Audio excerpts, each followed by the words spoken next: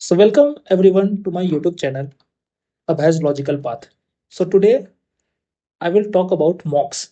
So the most number of time you will hear this word in the month of January and February, or like January, February, March and April. Why? Because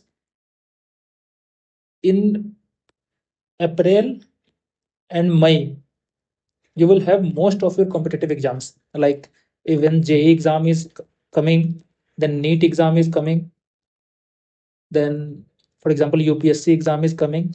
So you will keep on hearing we have to give mocks, even the SSC exams and bank exams. So you will say, everybody will say give mocks, but nobody will say how to give mocks, because everybody gives mocks. But why not everybody is benefiting from this process? Why only a few selected students are getting benefit from the mocks? Because we don't understand how to give mocks. So I will tell you how to give mocks. How to give mocks. So first important thing is that your syllabus should be completed. Syllabus should be complete, and syllabus completion doesn't mean 100% completion. Like some topics will remain incomplete, like of forever. There is no time that your syllabus is going to be complete for 100%. So sometimes you need to understand that you just need to complete 95% of your syllabus, or even 90% of the syllabus if time is less, or even like 85% of the syllabus. Okay. So like at least 85 to 95% of the syllabus should be complete. Then second requirement of giving mocks is that you need to give mocks in a proper sitting. So like in a proper test like sitting. Like you can't be just like you are giving mocks like in intervals. You can't take intervals. You have to treat it like a real exam. So for example, if the real exam is of 3 hours, then you should be having a proper 3 hour sitting. And if the real exam is of 2 hours, you should have a 2 hour sitting and exact same environment as the exam. So that will help you in the exam also to manage the time pressure over there. And the third thing is that mistake analysis. So mistake analysis is very important, because how to analyze our mistake. So for example, how you have to think over here. For example, your total marks of your exam is 200 marks. So first you have to think that, for example, I need, for example, 175 marks cutoff to clear this exam. So your target should always remain same. Target 170 marks. You should not fix your target in like first I will bring 100 marks, then I will move to 120 marks, then I will move to 140 marks, then finally to 170. This approach is wrong. You need to target what you want, what you're capable of. So always target the marks that will get you selected. So 170 marks. Okay. And now what you have to do, whenever you will give exam mock, for example mock 1, when you give, you will get 50 marks, because you will always try for 170 marks, but you will get 50 marks only out of 200. So now your responsibility is to figure out the difference, like 120 marks difference. So you did a total mistakes of 120 marks, and you to analyze these mistakes very carefully. Okay, so in every exam, for example mock, second mock you are giving, for example you got 70 marks. So here you did a mistake of total 100 marks. Okay, so you have to analyze why these 100 marks mistakes are taking place. So you will see that even the mistakes are of repeating type. So you will understand mistakes also are of different type.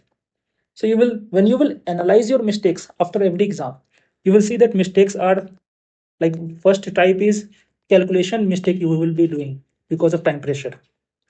Then other mistake that you will find out is, for example, conceptual mistake because of lack of revision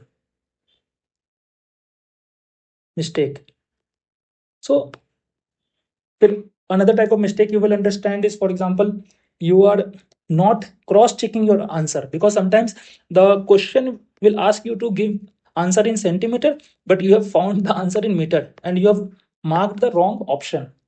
So whenever you will analyze your mock, you will understand lots of mistakes which you do, which are very silly mistakes, and because of that you lose most of your marks. So you have to analyze them. So now the most important part of this video that I will be sharing with you. Fourth part, your mindset. What is your mindset here that you have to keep with you? So at least you have to give 15 marks. Okay. And for example, in mock 1, you are getting 50 out of 200. And your target was to achieve 170. So you don't have to give up. Keep on giving. So second mock you will get, for example, this time it decreased for the 40 out of 200. So here you need to analyze mistake analyze for 170 minus 50, 120 marks. Here you have to analyze mistake for 40 minus 170, 130 marks.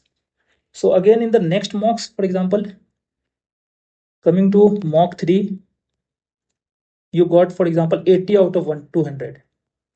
So here also you have to analyze mistakes for 170 minus 80, that is 90 marks. So similarly, you have to keep giving the mocks till the 15th mock number 15. You can't give up in between. So for example, in mock number 15, you got 150 marks out of 200. Now you will say how I can get 150 marks after 200 in just this 15 mock cycle. So there is a very interesting theory behind it. So what happens is that there is a failure pendulum. Failure pendulum. So this failure pendulum, in the left side of the pendulum is failure, and on the right side of the pendulum is success. So for example, if you push the pendulum by theta angle, so it will swing back theta angle. Okay, this will be also theta. Now if you push this pendulum to theta 2 in failure direction, it will again swing back to theta 2 in success direction. So the main point is that you cannot control your success, but you can control your failure. So the magnitude of your failure and magnitude of your success is same. So if you want to increase the magnitude of your success, you want to get more marks, then you need to fail a lot harder. So the more you do mistakes, the more you improve your marks. I know it is very weird and you are thinking what this bullshit he's saying, but believe me, if you follow this failure pendulum, after 15th mock, you will thank me. And I can tell you that I even used this. I gave the GATE exam in 2020. My marks was almost 30 by 100 in the first mocks. And in the 15th mock, I increased my marks to almost 60 to 65. And even I got 70 marks out of 100. And I even secured a seat in IIT, and I passed IIT doing my masters from IIT. So this is a tried and tested method, and even I helped my sister to achieve a very good marks in NEET exam. So this is tried and tested method which you should like, which will work for you also. It is very difficult to make you understand this weird thing works, but it works. So I hope that you will now understand how to make this session useful. So if any one of you are able to find this thing relatable and find this thing helpful for you, I would like you to comment on this video whenever in your life you get benefited from this. And thank you. Thank you.